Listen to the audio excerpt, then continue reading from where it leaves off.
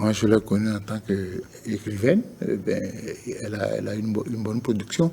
C'est pour dire que, au lieu de rester toujours à l'arrière-plan, les femmes peuvent s'engager dans la lutte de libération des peuples. Ce n'est pas seulement rester là à subir. Et il faut que les femmes comprennent, qu'elles soient instruites ou non instruites, qu'on a un idéal à défendre.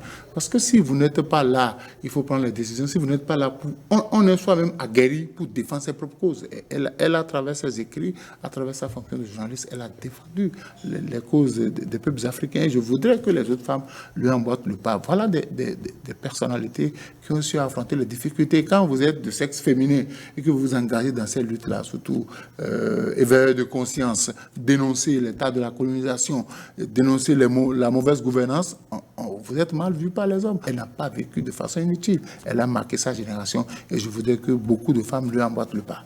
Elle a suffisamment démontré de quoi elle était capable et elle doit être un exemple pour les femmes qui de plus en plus aujourd'hui essaient de s'affranchir.